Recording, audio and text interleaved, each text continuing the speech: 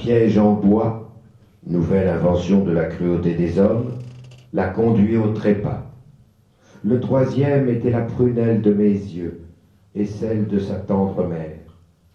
Lui, c'est la grenouille joue gonflée qui l'a précipité dans l'abîme et l'a fait périr noyé. Ah, allons, prenez les armes, revêtons nos armures et portons-leur la guerre. Ce discours décida tous les rats à courir aux armes. Ils avaient brisé des fèves encore tendres et toute la nuit les avaient rongées de leurs dents. Ils avaient façonné ainsi de beaux protège-tibias et s'en couvrirent d'abord les pattes arrière. Ils avaient mis tout leur art à dépecer une belette, ils en prirent le cuir et s'en firent des cuirasses. Elles étaient cousues de roseaux fins. Ils avaient pour bouclier des culs de lampe et pour javeline de longues aiguilles d'airain, œuvre d'Arès, et sur leurs tempes un casque fait d'une cosse de pois chiche. Telle était de l'armée des rats la panoplie. Quand les grenouilles les virent s'avancer, elles bondirent hors de l'eau et se rassemblèrent dans un même lieu. Là, elles réunirent leur conseil de guerre. Que la guerre est cruelle. Elles s'interrogeaient. Quelle était l'origine de cette querelle? Que signifiait cette clameur? Un héros vint alors auprès d'elles, un bâton dans les mains. C'était Fouilloutre, le fils du vaillant Perce-Fromage. Il venait de leur annoncer un malheur. La guerre était déclarée. Il dit alors ces mots: « Grenouille, ce sont les rats qui m'ont dépêché auprès de vous. Ils vous défient. Ils vous demandent de prendre les armes. Préparez-vous au combat. Préparez-vous à la guerre. »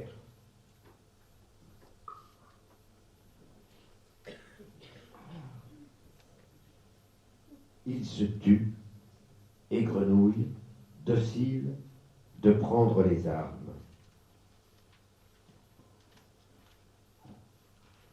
Et Grenouille, docile, de prendre les armes. D'une feuille de mauve, elles recouvrirent leurs jambes. De cardons bien verts se taillèrent de belles cuirasses. Pour bouclier, elles prirent un chou, se taillèrent des feuilles, puis chacune, d'un jonc effilé, fit sa grande lance, et se coiffa d'un colimaçon de nacre surfine.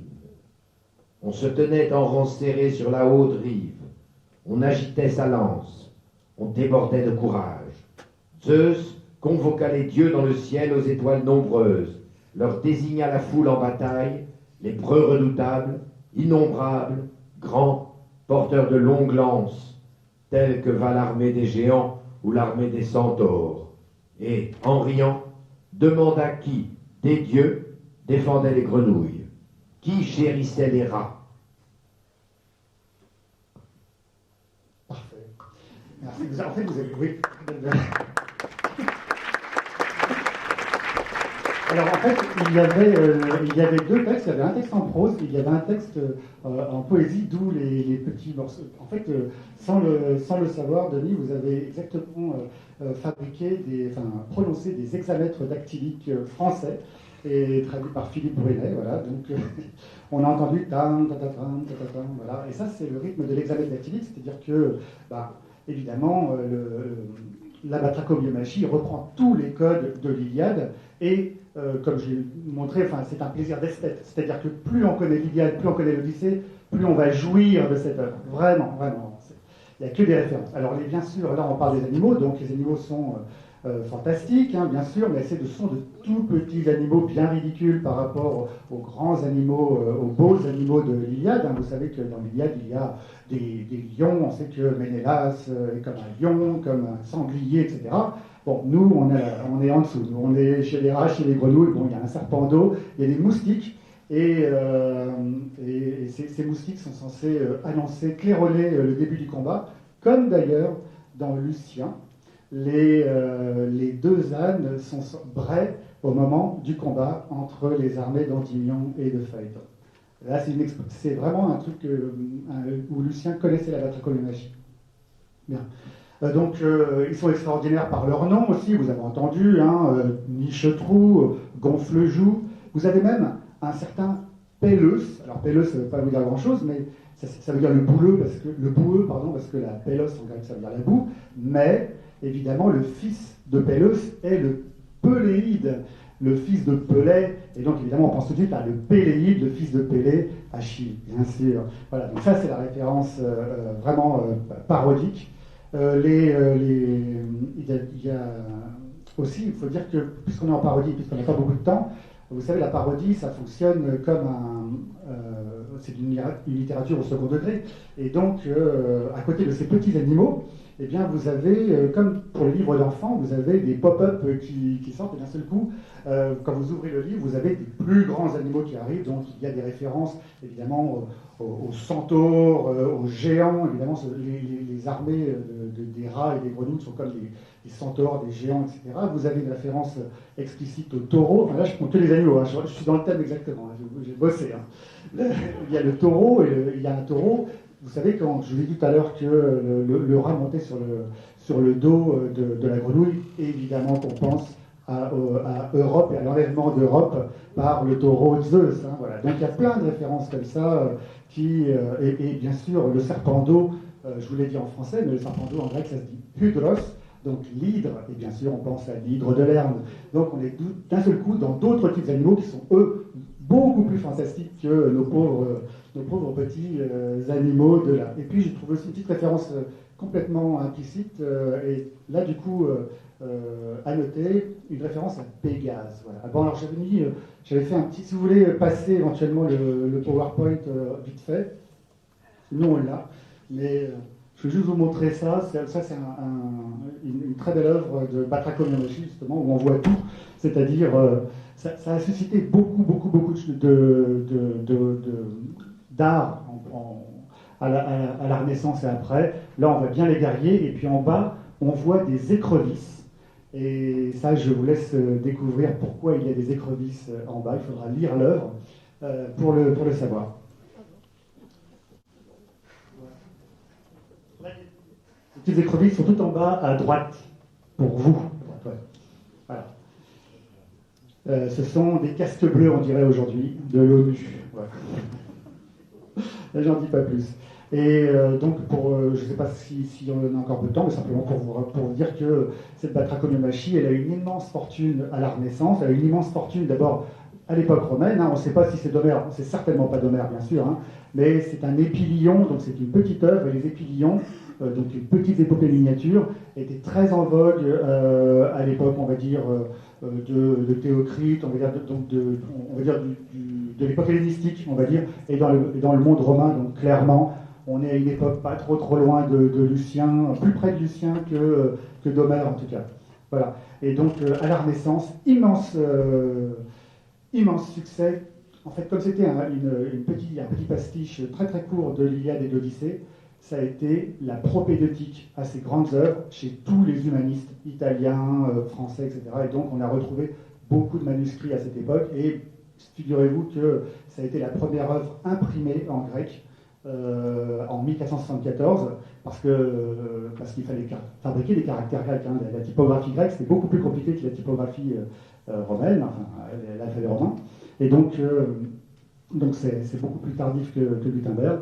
Mais à partir de là, on a eu tous les 10 ans des éditions de la Batrachos Miyanoshi. Comme c'est tout petit, ça se faufilait partout. Ah, ok, alors je spoil, on va dire gentil, très bien. Donc figurez-vous que l'assemblée se réunit. Zeus demande à Athéna et à Arès qu'est-ce qu'il faut faire. Les dieux disent mais nous on est incapables de résoudre un tel conflit, ils sont trop forts pour nous.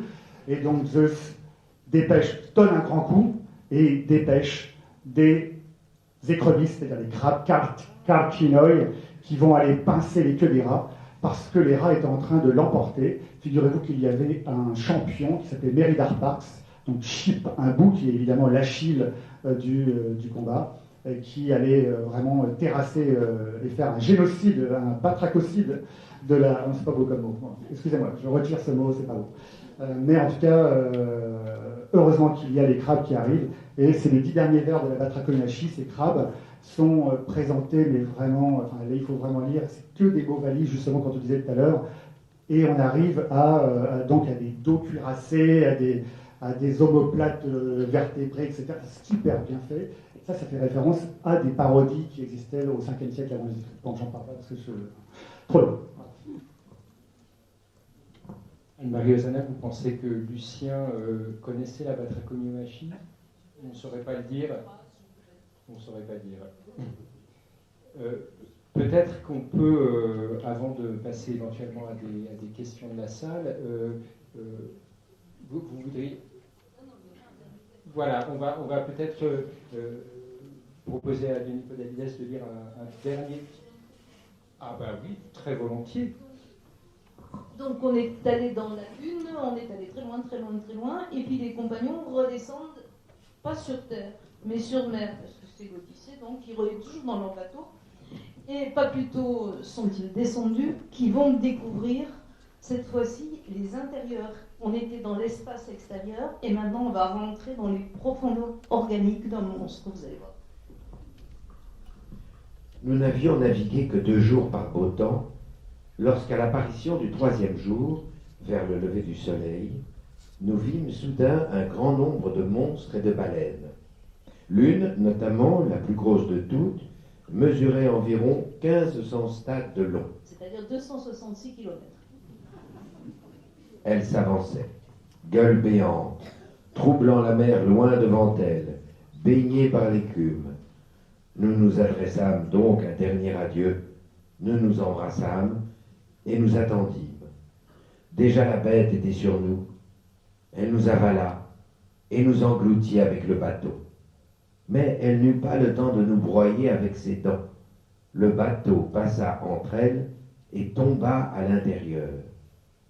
Une fois dedans, nous nous trouvâmes d'abord dans l'obscurité. Nous ne pouvions rien voir. Puis, la baleine ayant rouvert la gueule, nous aperçûmes une grande cavité, large et haute de tous côtés, assez vaste pour y loger une ville de 10 000 habitants.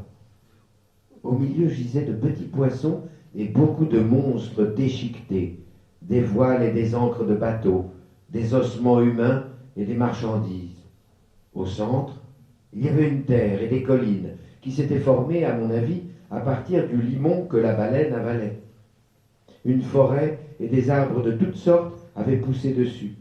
Des légumes avaient été plantés et tout semblait cultivé.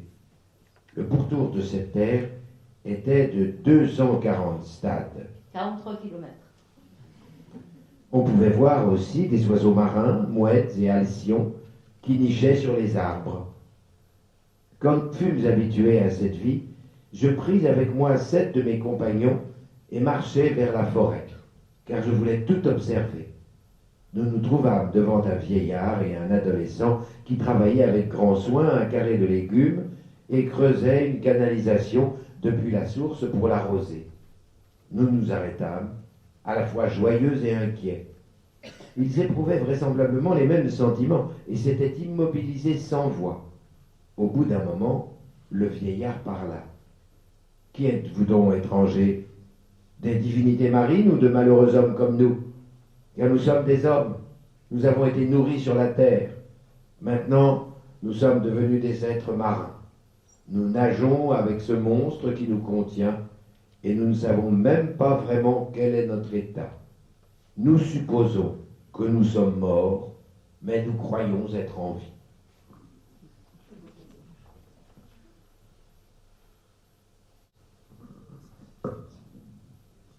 Est-ce que vous avez un commentaire sur... Oui, la postérité de ce texte, vous avez reconnu peut-être les pèlerins dans la couche de Gargantua qui vont se promener. Et donc on a vu que les voyages sur la Lune ont donné Cyrano de Bergerac, ont donné Swift, mais le voyage dans la baleine, ça a donné Gargantua. Et on peut vraiment, à partir du XVIe siècle, Lucien est un des auteurs les plus lus de l'époque. Et on peut guère finalement faire de lecture honnête de Rabelais, de Cyrano, de Swift, sans référence à Lucien.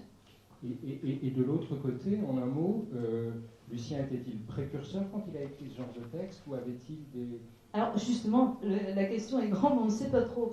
On n'a pas trouvé de texte, la Batraco éventuellement, Mais il y a une énorme imagination, mais cette parodie, ce texte-là, on a peu trouvé de sources. Ce qui n'empêche pas qu'il y en avait peut-être, beaucoup de la littérature grecque, comme vous le savez, ayant disparu. Et Jonas dans la baleine, je pense que ça n'a rien à voir. L'esprit peut-être, mais c'est... On peut peut-être proposer à la salle de poser quelques questions, d'intervenir.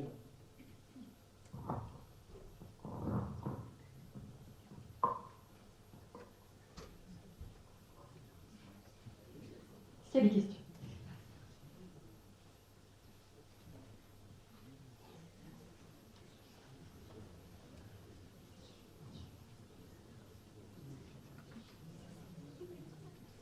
Même plus...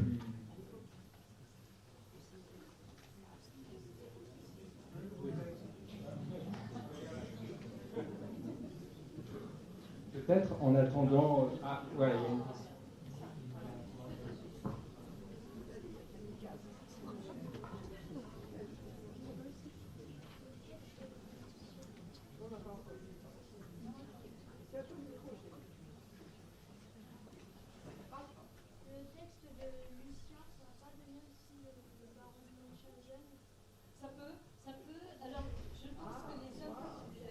Les influences directes, elles sont 15e, 16e.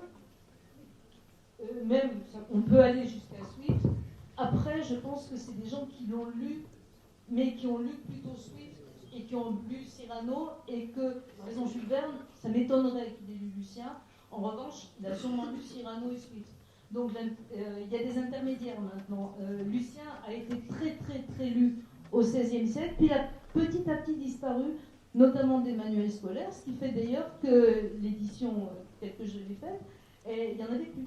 À un moment donné, il avait vraiment, on a considéré peut-être que c'était bébé, je ne sais pas, et en tout cas, on l'avait fait disparaître. Donc ça a été un grand, grand classique, un grand relais, mais c'est peut-être plutôt, il a peut-être plutôt imité ceux qui l'avaient imité.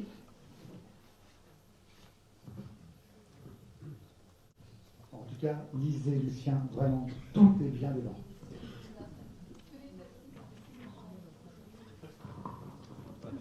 Oui, merci, c'est extraordinaire. On rêve. Hein. Quelle est la logique de Lucien?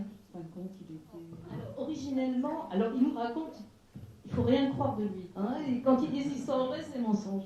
Donc, il raconte qu'il était d'une famille, donc il est de Samosate. Samosate, c'était le petit royaume de Commagène annexé à la Syrie. Donc, c'est l'extrême orient du monde romanisé qui en fait est hellénisé. Et il a toujours eu honte de son origine. Et un critique a dit, il a eu un complexe de métèque, en prenant le sens métèque au sens grec du terme, c'est-à-dire il ne se sent pas grec, du coup il a fabriqué, quand il met en scène, dans les textes qu'on appelle aujourd'hui des philosophes, il va mettre en scène des philosophes de pacotille, on dirait, une Athènes, il a vécu à Athènes, mais il va vous mettre les monuments du IVe siècle avant Jésus-Christ et pas ceux de son époque. Imaginez de nos jours quelqu'un qui aura un complexe de paysan de je ne sais quoi et qui imaginerait des gens en perruque et qui parlent en alexandrin. Vous voyez, donc il a eu ce fantasme d'être plus grec que les Grecs. Mais il était d'origine syrienne, mais il n'en a pratiquement jamais parlé. Et quand il se présente, il dit « je parlais une langue barbare ». Cette langue barbare, c'était l'araméen. Et j'étais vêtu d'un caftan à la mode orientale. Mais il a gommé ça très très très vite pour devenir plus grec que grec. Si je peux, sur l'araméen justement, en fait effectivement Samosate c'est aujourd'hui dans le sud-est de la Turquie actuelle, à côté de villes comme Urfa, Şanlıurfa, enfin Édesse, ville où est né le syriaque en fait. Donc cette forme d'araméen chrétienne à peu près à l'époque de Lucien. Et justement, ceux d'entre vous qui s'intéresseraient au syriaque et qui voudraient s'y initier, demain, dans le cadre du Festival des langues classiques, un atelier est organisé, je ne sais plus exactement à quelle heure, à 14h je crois, d'initiation à l'écriture syriaque et à la langue. Voilà. Pour parler la langue originale de Lucien, voilà, demain au Festival des langues classiques. 13h30.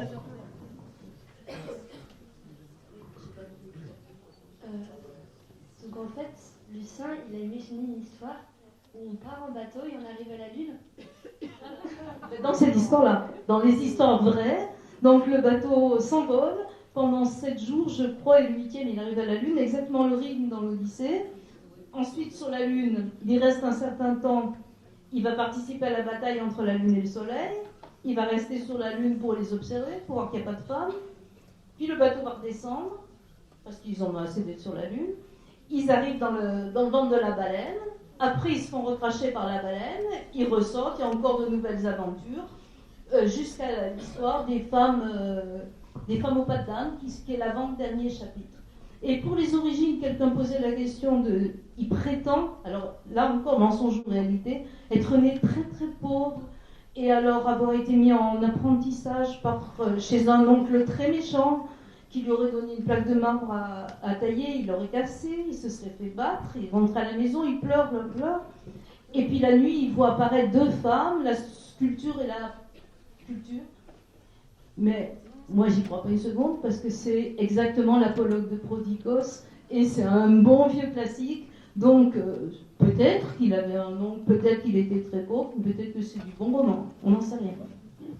Mais quand même, Anne-Marie, la fin justement du songe, parce que ça s'appelle le songe de Lucien, donc sa biographie totalement imaginaire, ce que j'aime bien, c'est qu'effectivement on a les 2 femmes, la sculpture et la culture qui dit viens me voir, viens vers moi. La sculpture dit viens, le chemin sera difficile, escarpé, mais à la fin tu seras noble. Et la culture dit moi, tu n'auras rien à faire et tout ira bien avec moi. Et donc évidemment, nous, on sait très bien que dans le mythe d'Héraclès, toute la morale, c'est il faut aller vers l'endurance, il faut persévérer, il faut aller vers un. Et en fait, Lucien dit oh non, moi je vais vers la culture, ciao. Et ça, je trouve ça le pied de nez au mythe d'Héraclès, vraiment super. À la morale, en fait, voilà. Bonjour, merci beaucoup. J'aurais une question par rapport à la diffusion du texte. Au niveau de la traduction, est-ce que c'est un texte qui a d'abord été diffusé en grec puis traduit ou bien est-ce qu'il a été d'abord traduit, par exemple, on parlait du syriaque et ensuite il a été diffusé? Ah non, c'était immédiatement en grec et dans le grec le plus classique, le grec de la Koiné. Donc il n'a pas seulement écrit des textes dont on a parlé aujourd'hui, mais il a fait beaucoup d'exercices oratoires qui rassemblaient du monde. C'était des exercices de rhétorique pure. Je vous en donne un exemple. C'est très méchant de tuer son père. C'est très bien de tuer le tyran. Que doit faire le fils du tyran? Vous plaidez pour, vous plaidez contre. Et voilà un petit exercice qui rassemblait les foules. Et on donnait ça au dernier moment, parfois. Et on lui disait de plaider pour, plaider contre. Bon, donc c'était un grand maître de littérature grecque. Alors la transmission, elle a été très reprise, comme je disais tout à l'heure, au moment de la Renaissance. Bon, avant, ça nous est parvenu par des copistes. Et parfois, les copistes ont mis des remarques dans les marges. On appelle ça des scolies. Ça veut dire, c'est boiteux, c'est en biais. Et il y en a un dans les histoires vraies qui a dit « Espèce d'imposteur, pourquoi tu me racontes ça? Tu crois que je vais croire à tes salades, etc. » Donc, il y a eu des commentaires, mais globalement, l'œuvre a été assez bien conservée.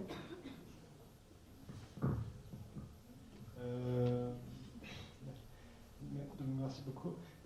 Est-ce qu'il y a un point commun, un rapport avec tous ces bêtes légendaires qui, enfin, d'après ce que vous avez raconté, c'est pratiquement tous des amalgamations de différentes bêtes et tous géantes, mais au point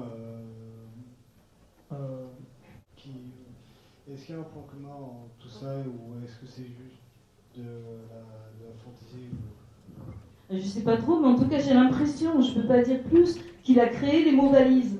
Alors c'était très difficile à traduire, parce que soit on traduit fourmi-chevaux, par exemple, tout à l'heure on avait hippo-myrmèque, soit on laisse hippo-myrmèque, ça sonne, c'est joli, mais on ne comprend pas. Donc c'est très difficile en fait de se débrouiller avec ces mots-là. Il y a d'autres auteurs qui ont joué à ça, mais peut-être à cette époque, j'en connais d'autres, mais moins connus que Lucien. Mais cette fantaisie-là, elle apparaît chez lui. Je n'ai pas, chez bien sûr la Batraque. Oui, alors je crois aussi chez tous les parodistes grecs, En fait, ces mots valises, ils étaient très à la mode parce qu'évidemment, c'était savoureux et surtout, c'est super facile à faire en grec puisque c'est des racines. Donc, on fait des Legos, on met les mots ensemble. Ça pose aucun problème. Nous, c'est beaucoup plus dur en français de traduire, donc effectivement, c'est assez complexe. Vous avez une question? Non? Bonjour. Bonjour. Je viens du collège Thomas Mazarek en 3e. Okay. Et je me pose une question, c'était pourquoi Lucien il était un peu matrixé par la Grèce antique. S'il voulait vraiment être grec, pourquoi? Et on est au IIe siècle après Jésus-Christ. C'est l'époque, vous l'apprendrez ou vous le savez déjà, des empereurs qu'on appelle les Antonins. C'est une époque relativement paisible politiquement. Il y a des guerres aux frontières avec les Parthes, avec d'autres, mais il n'y a pas de guerre de succession comme il y a eu avant et comme il y aura après. Les Antonins ont la bonne idée d'adopter leurs successeurs. Et ces Antonins ont adoré le monde grec. Lisez, si vous en avez l'occasion, les mémoires d'Adrien de Marguerite Yourcenar, qui a réécrit, qui s'est mis dans la peau de l'empereur Adrien, et qui a montré à quel point il adorait le monde grec. Et les Antonins ont mis vraiment à la mode la littérature grecque. Il y a eu un renouveau. Le grec était relativement tombé en désuétude. C'est les Romains qui, politiquement, dominent le bassin méditerranéen. Mais moralement, psychologiquement, à la mode, etc., on parle en grec. Pour la gente cultivée.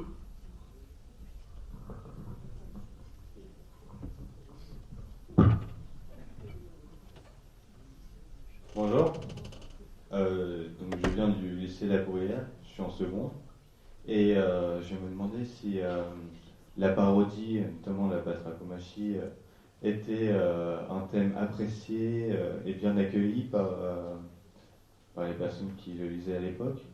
C'est un petit peu osé de parodier l'Iliade avec des grenouilles. Non, alors en fait, effectivement, c'est une excellente question. C'était très très à la mode. Voilà. La vérité, c'est que c'était très plaisant. Et même, alors, en fait, qu'est-ce qu'on faisait? Comment ça peut présider à ça? Les rats et les grenouilles, il y a une fable. Tout à l'heure, on a entendu les fables. Il y a le rat et la grenouille. Peut-être que vous l'avez entendu d'ailleurs tout à l'heure. Je ne sais pas, je suis arrivé à la moitié, donc je ne sais pas. Et donc, en réalité, on pouvait faire, et c'est pas rare, d'ailleurs, je vous donnerai un petit exemple tout à l'heure, on pouvait prendre une fable et la mettre façon épopée. Voilà.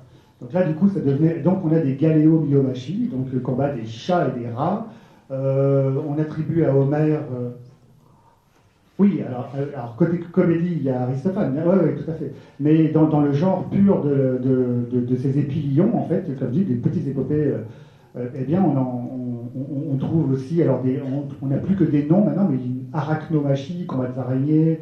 Je ne sais plus ce qu'il y avait d'autre, plein, en fait, plein de petites machies comme ça.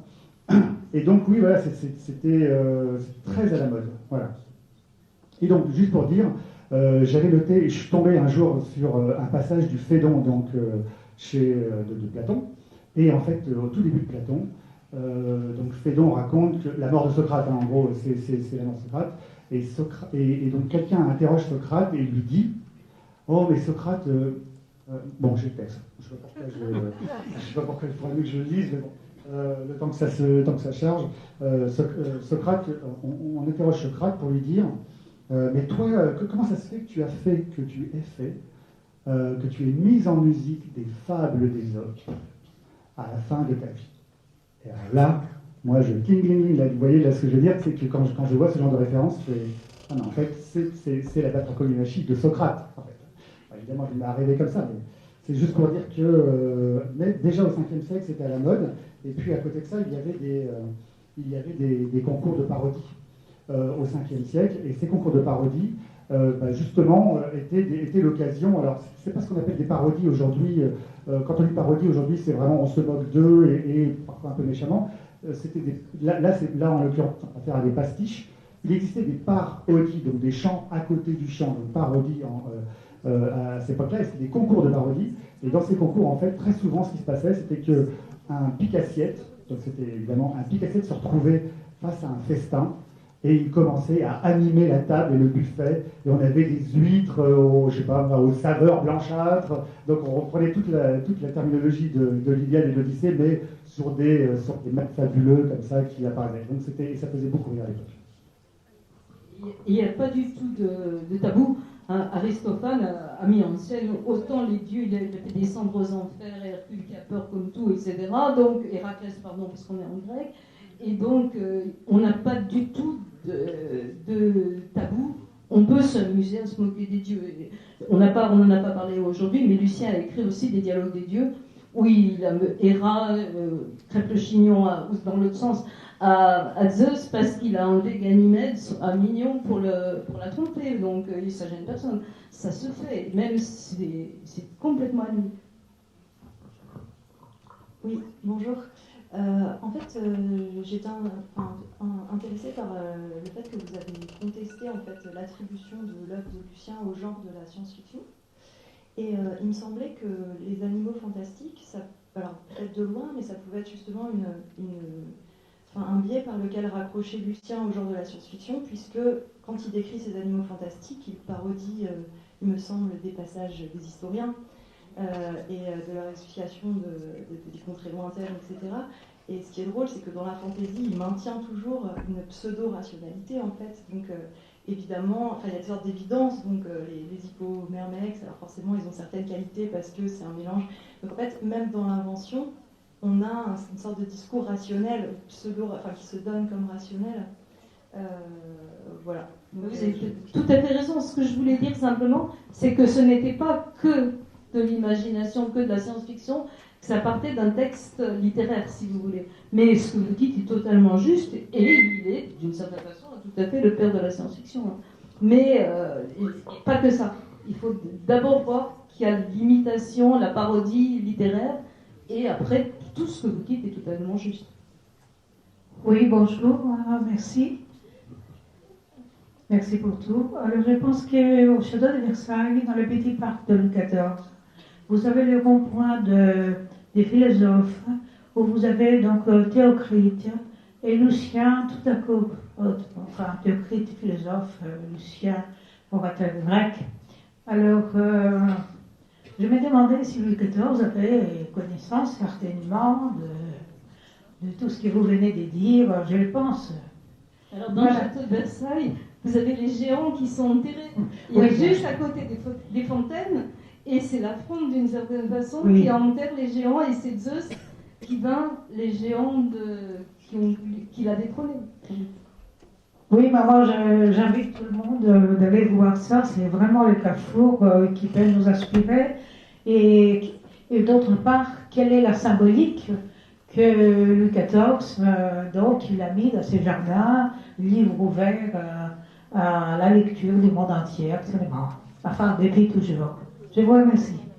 Merci beaucoup, madame. Peut-être qu'on va devoir s'arrêter là.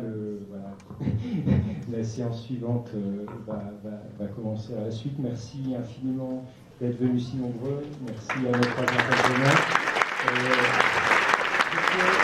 Je peux rappeler que vous pourrez voir à la sortie les livres dont on a parlé, donc notamment les traductions de Lucien par Anne-Marie Ozanam.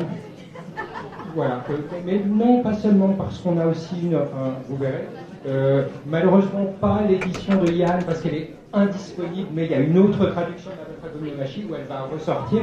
Et puis aussi, sachez que Denis Bonavides avait justement enregistré en livre audio ces histoires vraies avec...